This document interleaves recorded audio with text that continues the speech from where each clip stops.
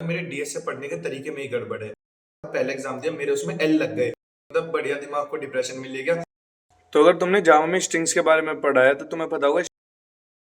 हाय, मेरा नाम अंश चौधरी है। मैं computer science third year AI branch का स्टूडेंट और इस चीज में अपनी डीएसए लर्निंग जर्नी को डॉक्यूमेंट कर रहा था इसलिए बोला क्योंकि लास्ट वीक वेडनेसडे से मेरे एग्जाम स्टार्ट होने वाले, तो मेरा पूरा प्लान था अभी डीएसए को थोड़ा बैक एंड पे रखूंगा और अपने एग्जाम्स की प्रिपरेशन करूंगा। मैंने उसकी वीडियो भी बनाई थी। अब जब मैंने 2 दिन तक एग्जाम्स की प्रिपरेशन करने के बाद पहले एग्जाम दिया, मेरे उसमें एल लग गए। मैं उस पेपर में कुछ नहीं लिख पाया, खाली शीट छोड़ के, मतलब एक पेज ही भरा होगा, सोता रहा। तो मुझे रियलाइज होगा कि पेपर पे तो मेरे पे फोकस होने का नहीं। अब ना तो मैं पेपर पे फोकस कर रहा था, ना मैं डीएसए पढ़ रहा था। पूरे दिन रील्स स्क्रॉल कर रहा था, 4 डिप्रेसिंग मूवीज देख रही, ए दिल है मुश्किल, अक्टूबर, शोशैंक रिडेम्पशन, और एक शोशैंक रिडेम्पशन बढ़िया थी, एक और देखी थी। मतलब बढ़िया दिमाग को डिप्रेशन मिल गया। दिन भर रील्स स्क्रॉल करी, बिना मतलब के गाने सुने, कभी बदमाशी के, कभी दिल टूटे आशिक के, कभी कुछ।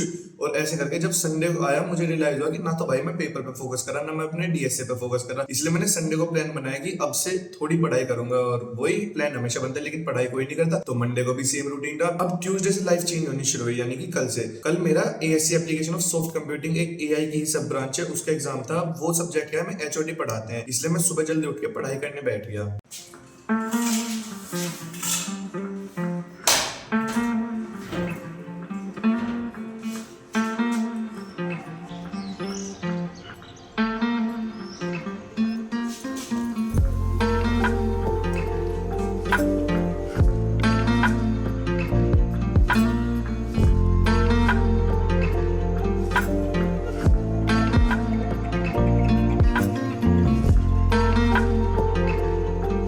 इन टोटल 40-45 मिनट पढ़े होंगे। 2 चैप्टर थे, ऊपर से पढ़ दिए 2x की स्पीड में। 25 मिनट की और 33 मिनट की वीडियो देख के मैं कॉलेज गया, एग्जाम दिया। ठीक गया, मैं पास हो जाऊंगा उस एग्जाम में। फिर मैं घर आता हूँ, जिम विम गया। उसके बाद शाम को मैंने बिना कुछ सोचे समझे, ना टेबल सही करी ना कुछ, मैं सीधे पढ़ने बैठ गया। पहले 5 मिनट मैंने रिवीजन करा, ऊपर से फंक्शन क्या होते हैं वो देख लिए, एरे कैसे लिया जाता है वो सब, जो मैंने नोट्स बनाए थे अपने नोशन में वो देख लिए। अगर किसी को नोट्स वाली वीडियो चाहिए तो बता देना, डिटेल में बना दूंगा। उसके बाद मैंने फाइनली अपने सिलेबस को कंटिन्यू करा। मैंने कल पढ़ा स्ट्रिंग बिल्डर्स के बारे में।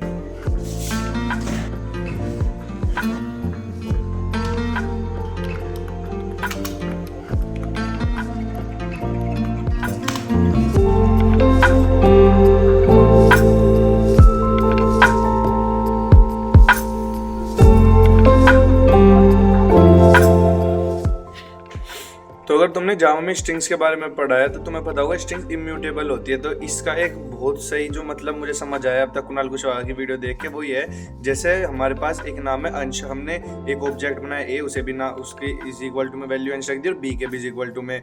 अब क्या होगा, वो दोनों ऑब्जेक्ट हीप मेमोरी में एक ही अंश को पॉइंट करेंगे। इससे क्या होगा कि अगर मैं ए ऑब्जेक्ट का नेम अंश से हटा के चौधरी कर देता हूँ तो बी का भी ऑटोमेटिकली हो जाएगा। इसलिए ये चेंज अलाउड नहीं होता। इसी चेंज के ना अलाउड होने को हम स्ट्रिंग्स आर इम्यूटेबल बोला जाता है, और ये सिक्योरिटी रीजंस की वजह से होता है, जो कि जब तुम खुद लेक्चर पढ़ोगे जब अच्छे से समझ आएगा।